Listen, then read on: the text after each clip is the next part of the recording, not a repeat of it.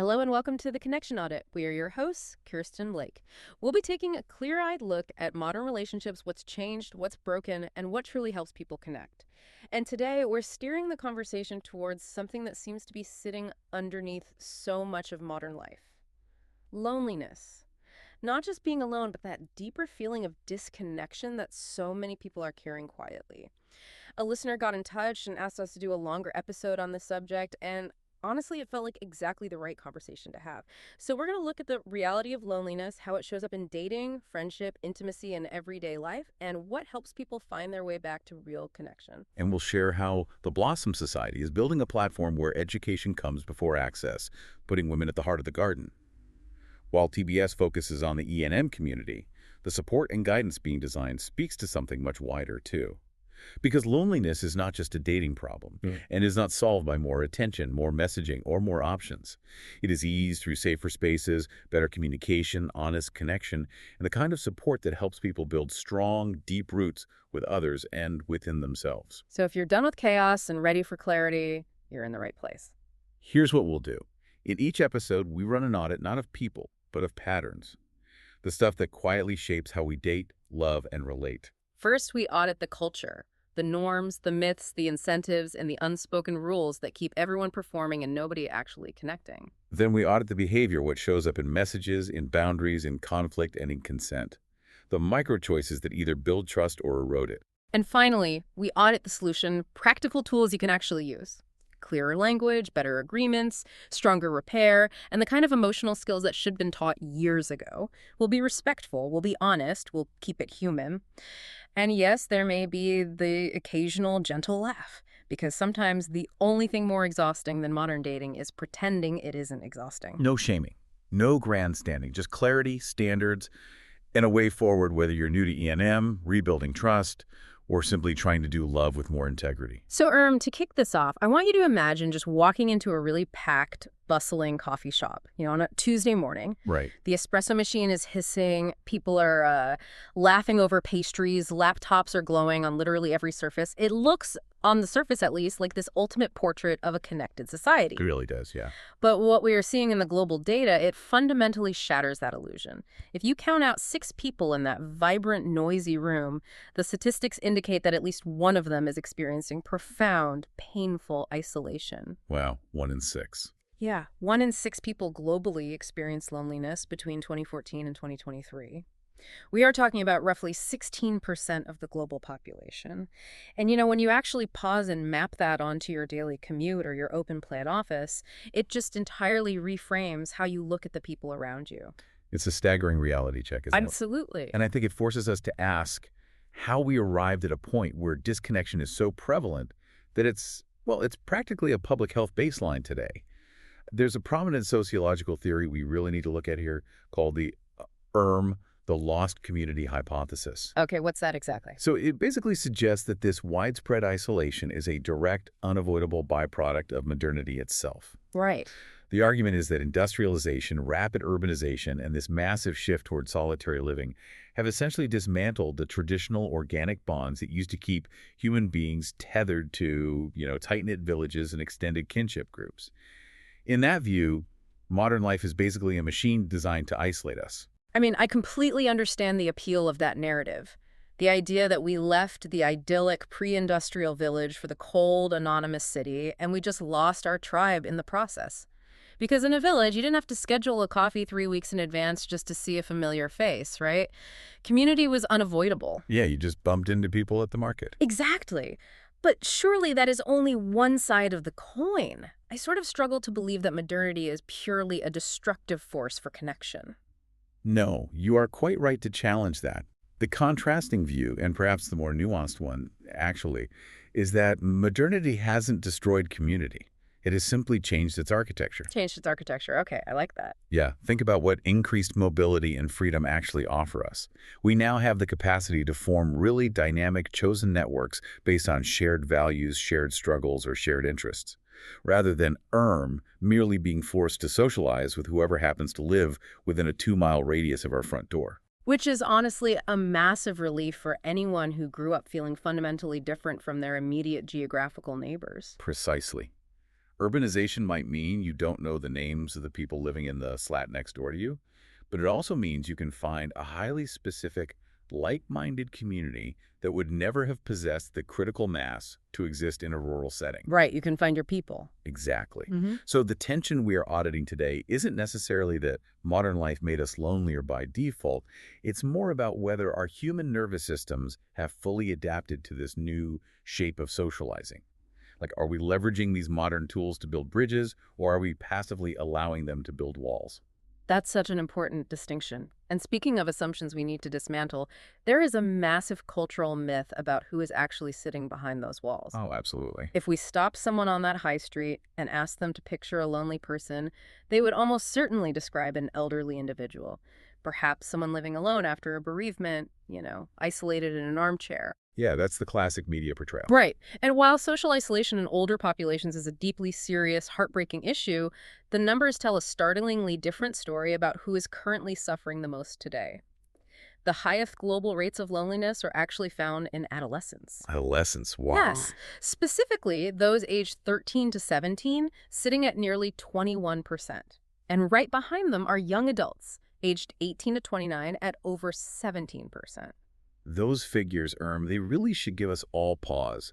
We are looking at a demographic that is arguably the most hyper-connected in human history, at least in terms of digital touchpoints. Yet they are reporting the highest levels of subjective disconnection. It strongly implies a really vital truth about human nature, which is that the sheer volume of interaction does not equate to the quality of connection. No, not at all. But why is that specific age group suffering so acutely? It's far too easy to just point a finger at smartphones and say, technology is bad. What is actually happening to the fabric of a teenager's life today? Well, it's a combination of factors, isn't it? Yeah. Yes, the curated nature of social media obviously plays a role. It creates this landscape of constant comparison where everyone else appears to belong. Right. But we also have to look at the physical environment. There has been a systematic erosion of third spaces. Third spaces. Yeah, places that aren't home and aren't school or work. Places where young people can simply exist together without having to spend money or perform. Youth clubs, public squares, community centers, many of these have vanished or just become highly commercialized. Yeah, you can't just hang out anywhere for free anymore. Exactly. When you remove the physical spaces for unstructured, low-stakes socializing, you force connection entirely into the digital realm. And that realm often lacks the actual emotional resonance of physical presence. That makes complete sense. They have the communication tools in their pockets, but nowhere to actually be together. Which, leads us to another highly specific demographic that the data is highlighting, one that is experiencing what sociologists are calling a friendship recession. Ah, yes. Men in their mid-30s. Yes. The research points to age 35 as the time when men hit peak loneliness. This is the juncture where men are most likely to have few or absolutely no regular friends, with a significant percentage admitting they just do not see anyone socially on a consistent basis. To understand the mechanics of this, we really need to look at the structural pressures converging on men at that specific stage of life. In your mid-30s, you are frequently navigating a perfect storm. Like what? Well, there's career intensification, for one. The demands of the workplace often peak right around then. For many, there are the immense, all-consuming pressures of starting and raising a family. Long, exhausting working hours just become the default setting. Yeah. You might be relocating to the suburbs for housing affordability, which pulls you away from your established social hubs. And simultaneously, society has seen a massive drop-off in participation in civic organizations, sports leagues, or local groups, the very arenas that historically provided regular incidental contact for men. Right, you're not on the local football team anymore. Exactly. If a man in his 30s doesn't actively, aggressively schedule socializing, it simply evaporates from his calendar. But I want to push back on the idea that it is merely a scheduling conflict because, Right. women in their mid-30s are facing the exact same structural pressures, right? Careers, young children moving away, yet they aren't hitting this peak loneliness metric in the same devastating way. That is very true. There is a fundamental difference in how male and female friendships are traditionally structured, which makes men particularly vulnerable when life gets chaotic. That's a crucial distinction. We see this heavily in the evolutionary psychology research, particularly the work of Dr. Robin Dunbar. Oh, yes. Female friendships, traditionally speaking, are heavily based on who someone is. They are face-to-face. They involve a high degree of emotional disclosure, discussing internal landscapes, parsing through complex feelings, and maintaining the bond through intimate conversation. Right, so if two women move to opposite ends of the country, they can often sustain that profound bond just through phone calls, deeply sharing their emotional lives. The connection is the conversation itself. Yes, absolutely. Whereas male friendships have historically been structured around what they do, the connection is side by side. It's activity-based, playing five-a-side football, going to the pub, fixing a car, working on a project. So it's about the shared task. Exactly. Yeah. Dunbar describes this dynamic as making the friendship somewhat interchangeable. If you belong to the club or the group, you are a friend. But if the shared activity ceases, say someone injures their knee and can't play football or moves away from the local pub, the friendship frequently dissolves. Because the glue is gone. The architecture holding it together is gone. Yeah. And there isn't a secondary foundation of emotional vulnerability to sustain the connection when that activity vanishes. And this is where we really have to interrogate the culture. Because I don't believe for a second that men are biologically incapable of face-to-face, deeply emotional connection. Oh, of course not. It comes down to toxic cultural narratives that equate traditional masculinity with stoicism, intense competitiveness, and emotional impenetrability. What the research around lad culture shows us is that men are actively, relentlessly conditioned from a young age not to show vulnerability. Yeah, they're taught to just get on with it. Exactly. Seeking help or simply admitting, I am really struggling right now, is framed as a burden, a failure, or a weakness. Which traps men in relationships that are entirely status-driven. Spot on. If the unspoken rule of your friendship group is that you only bring your wins to the table, your promotions, your new car, your successes, then what happens when the bottom falls out of your life?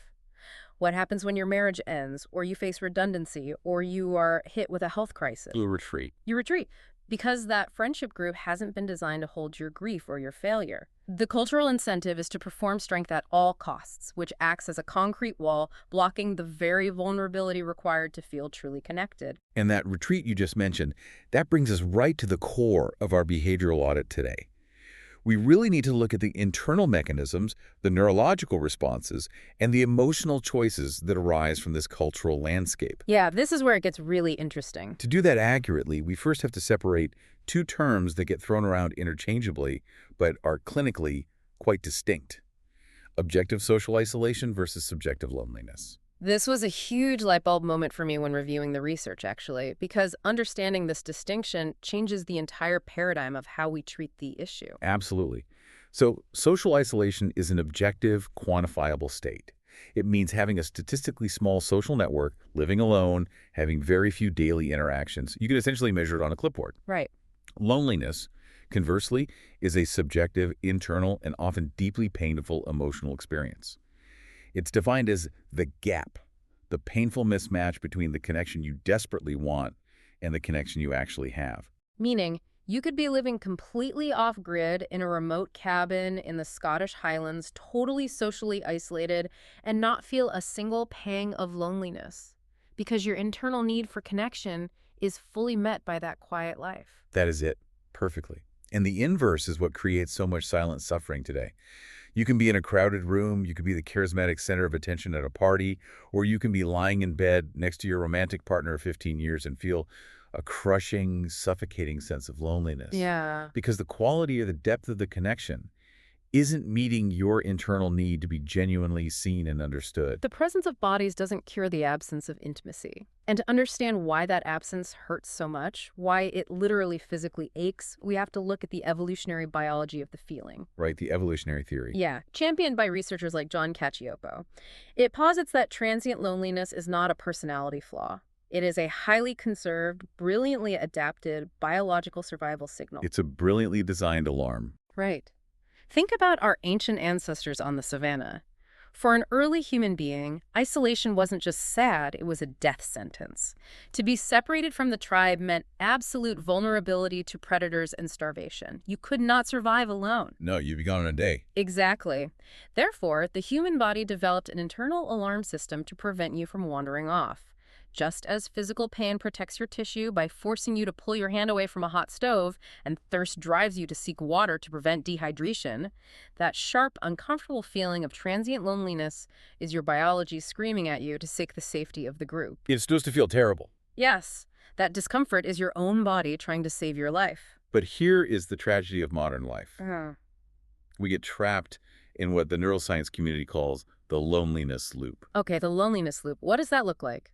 Well, when that initial transient signal goes unanswered, perhaps because you are culturally conditioned not to reach out, or because you literally cannot find a community in your new city, that loneliness becomes chronic. And when it becomes chronic, it shifts from being a helpful adaptive signal to a highly maladaptive threat response. Let's break that down because it is so important. What is actually happening in the brain when it shifts into a threat response? Because your brain perceives that you are chronically isolated from the safety of the tribe, its primitive centers conclude that you are in imminent mortal danger. It assumes a predator is in the tall grass. So the brain enters a state of extreme hypervigilance, solely focused on self-preservation. I like to think of it like an autoimmune response of the soul. Ooh, that's a good way of putting it. In an autoimmune disease, the body's defense mechanisms get confused and start attacking healthy tissue. The chronically lonely brain does the exact same thing to healthy relationships. Because it is so terrified of further social rejection, which its primitive coding equates with actual death, it becomes hypersensitive to any potential threat in the environment.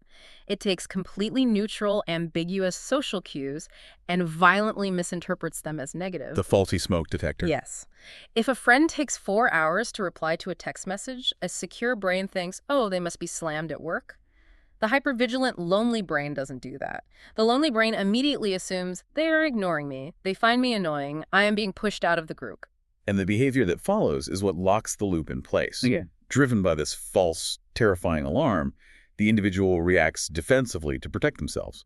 They might withdraw entirely, canceling plans at the last minute because they convince themselves they aren't wanted anyway. Or their self-preservation might look like lashing out, becoming cynical, overly demanding, or deeply critical of the people around them. They push people away to preempt the rejection they feel is inevitable. And in doing so, they inadvertently engineer the precise objective isolation that their brain was terrified of in the first place. It is a devastating, self-fulfilling prophecy. The very mechanism designed to connect them ends up isolating them further. And we must be clear here. The toll this takes is not merely emotional. We culturally tend to treat loneliness like a passing bout of the blues, something you should just shake off. But the physical impact on the human body is staggering. The clinical reality is sobering. When the brain is locked in that state of hypervigilant threat response, it triggers the prolonged activation of the HPA axis. Okay, pause there. Let's translate that for a second. The HPA axis, what is actually happening inside the body when that switches on? The HPA axis, the hypothalamic pituitary adrenal axis, is essentially your body's central stress response system. It's the complex set of interactions that controls how you react to a threat. When you are frightened, it floods your system with stress hormones, primarily cortisol, to prepare you to fight or flee. The classic fight or flight mode. Exactly. In a healthy scenario, once the threat passes, the system shuts down and your body returns to a baseline state of rest. But in chronic loneliness, because the brain constantly perceives a social threat, the HPA axis never shuts off. You are enduring a sustained, endless flood of cortisol. And the body simply isn't designed to run on high alert indefinitely. It isn't. Over time, this chronic stress leads to severe immune system impairment. It drastically increases systemic chronic inflammation throughout the body. To put the severity of this into perspective, public health data in the UK compare the mortality risk of having 0 meaningful social relationships to the health risk of smoking 15 cigarettes a day. Wow. Yeah, it is more predictive of early mortality than physical inactivity, obesity, or living in an area with high air pollution. 15 cigarettes a day. We really need to let that sink in. Because if you saw someone walking down the street smoking 15 cigarettes a day, or if a friend told you they had picked up a heavy smoking habit, you'd immediately recognize the severe health risk. There would be interventions. There would be concern, yeah. Exactly. Yeah. But we interact with people suffering from chronic loneliness every single day. And because the physiological damage is happening invisibly beneath the surface, we offer no intervention. We don't view it as the medical emergency that the data suggests it is. And the damage extends deeply into cognitive health, particularly as we age. The prolonged inflammation combined with the lack of complex cognitive stimulation that accompanies isolation, is heavily associated with a significantly increased risk of cognitive decline, dementia, and Alzheimer's disease. Which makes sense. Yeah, the brain functions very much like a muscle in this regard. It requires the dynamic, unpredictable, complex engagement of social interaction to maintain its plasticity. When that engagement disappears, the cognitive scaffolding slowly begins to dismantle. Which brings us to a really difficult dynamic, how this profound, aching need for connection bleeds into our romantic lives. When people are starved for a broader community when they don't have the village, the local civic groups, the casual neighborhood networks, they inevitably take all of that unmet need and dump it squarely onto the shoulders of their romantic partner. Oh, yes. We see this pattern constantly. There is an incredibly unfair, completely unrealistic, modern expectation that one single human being can serve as your best friend, your lover, your therapist, your co-parent, your financial partner, and your entire existential support system. It crushes relationships under the weight of impossible demands. Mhm. No one person can be a village. And when we look at the ethical non-monogamy space, or even just the broader modern dating app landscape, this dynamic becomes intensely complex. How so? Well, the advisory reports generated by platforms like the Blossom Society highlight a very specific recurrent risk: the danger of treating sex and attention as medicine. Yes. When someone is trapped in the loneliness loop, suffering from that physical and emotional ache we just described, the sudden dopamine hit of a new match on an app, a flattering message, or a new physical connection can feel like a miraculous cure. It feels like the pain is gone. But it is a momentary analgesic. It's a painkiller, not a cure. It numbs the symptom temporarily, but it does absolutely nothing to address the underlying structural deficit of true community and deep-rooted connection. You find yourself needing constant new hits of attention just to keep the baseline panic at bay. Which forces us to look at the incredibly thorny issue of consent under vulnerability. This is something we really need to sit with. If you are operating from a place of chronic, terrifying loneliness, how does that desperation warp your ability to set and maintain healthy boundaries? It compromises it completely. It does. If your internal biology is screaming that isolation is literally dangerous, your capacity to say no to a poor connection is severely compromised. How often do we see people agreeing to relationship structures that don't serve them, or saying yes to the rapid pacing of a connection, or engaging in physical intimacy, not out of a grounded, enthusiastic desire, but simply out of a sheer terror of being left alone again? It is a vulnerability that is easily exploited, sometimes intentionally, but often just incidentally, by the fast-paced nature of modern dating, which is precisely why we have to pivot now to auditing the solution. Yes, let's move to the practical side. We have charted the cultural drivers, and we understand the intense neurological and behavioral loops keeping people trapped. Now, we need to focus on the practical, systemic, and individual tools that actually foster genuine, resilient connection. And the first concept we need to explore is how spaces and communities must actively design for safety. This is the core pillar at the Blossom Society, using a principle we call protective friction. Protective friction. I love this concept, but it sounds entirely counterintuitive. I mean, we live in an era where every app, every service is meticulously designed to be as frictionless, seamless, and instantaneous as possible. Why would we intentionally add friction? Because that frictionless design is the very thing that fuels the frantic, careless misuse of connection. Think of protective friction like a speed bump in a residential neighborhood. Okay. The speed bump isn't installed to ruin your drive or to stop you from reaching your house. It is there to force you to slow down so that everyone on the street, children playing, pedestrians, stays safe. When you are building a community, especially one where members might be arriving with intense vulnerabilities or a deep, aching hunger for connection, you cannot just throw the doors open and allow immediate high-intensity interaction. It's too volatile. You need scaffolding. You need structures that slow the pace down so people can regulate themselves. Exactly. So you implement staged access. You introduce coaching gates. This means members must engage with educational modules about boundary setting, consent, and healthy communication before they unlock the ability to send high-intensity direct messages. Oh, that's brilliant. It really helps. Instead of the platform encouraging immediate one-on-one escalation, which, as we discussed, can quickly lead to dependency in that attention as medicine dynamic, the system actively routes members towards shared interest groups and broader community circles. It dilutes the intensity. It forces people to build a wider, much more stable base of belonging before they pursue intense intimacy. And that principle of slowing down and building a wider base extends far beyond digital platforms. We have to talk about the absolute necessity of offline scaffolding. We cannot outsource our fundamental human need for varied connection to algorithms or rely solely on romantic partners to prop up our social lives. We have to consciously build the architecture of our daily routines to support us. Yeah, we have to put the work in locally. That means committing to local meetups, engaging in hobbies that have zero to do with dating, networking, or status. It is about creating what we call predictable belonging. Predictable belonging is a great phrase. It's the comfort of knowing that every Tuesday evening, rain or shine, you will be at a specific place with a specific group of people.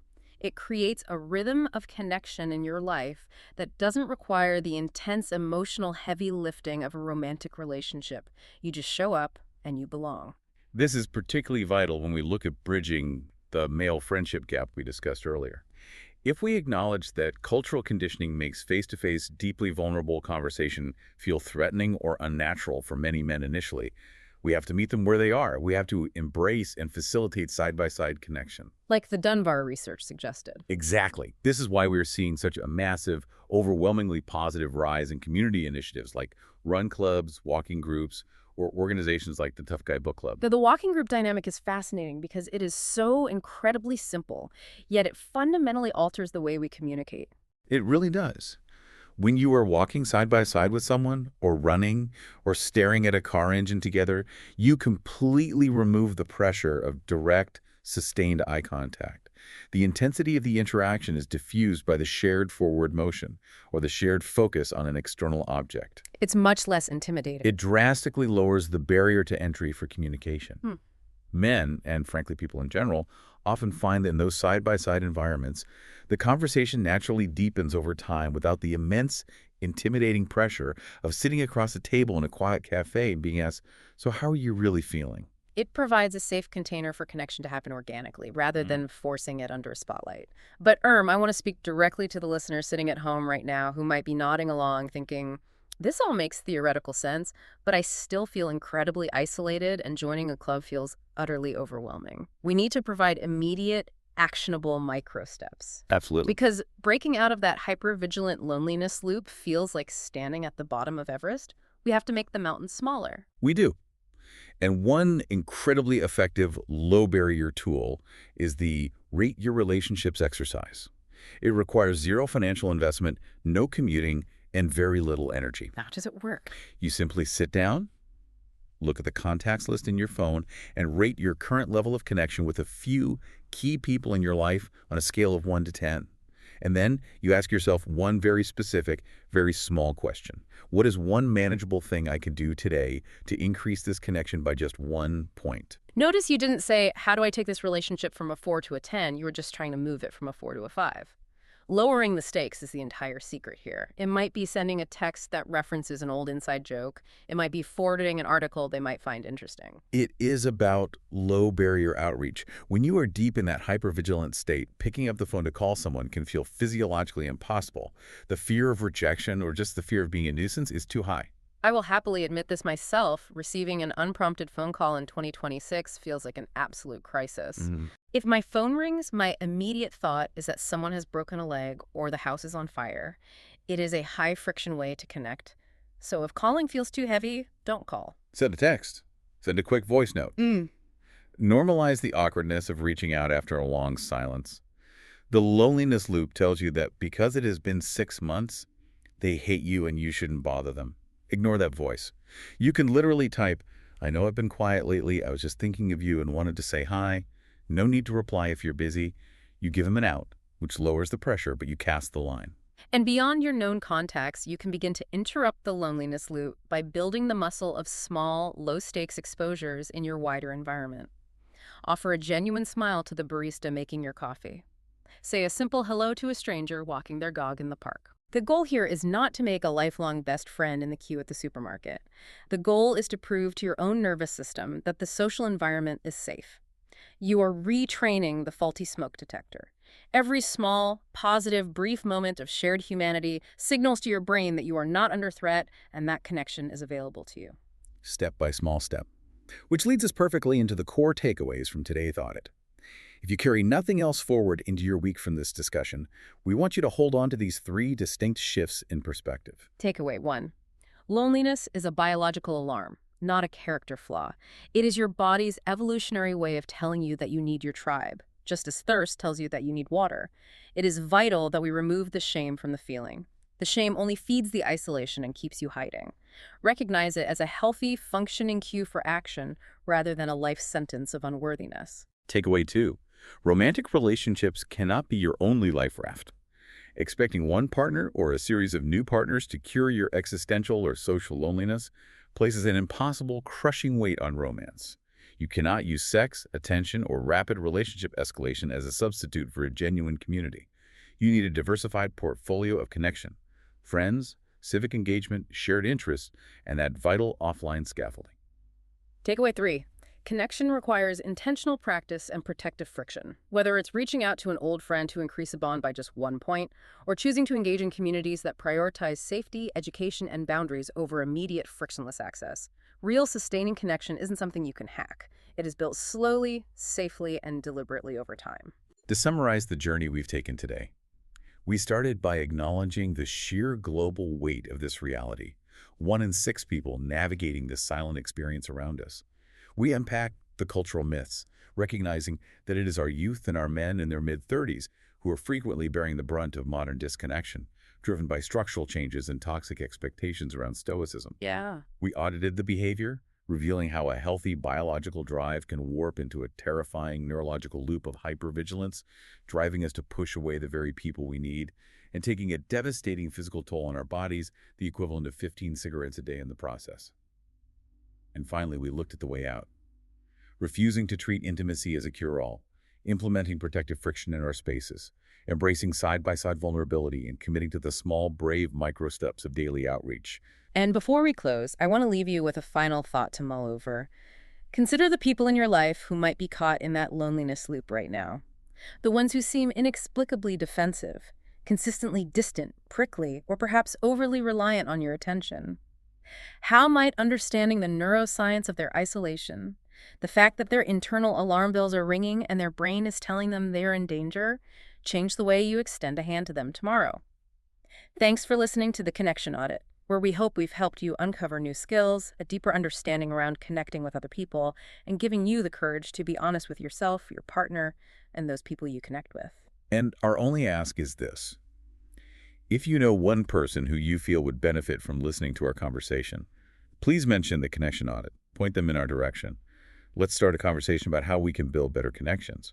And if you have a question, a theme, or a topic you'd like us to cover, please give us a like, leave a comment, and we'll get it scheduled into the running order. Be kind to yourself. Until next time, less scrolling, more soul.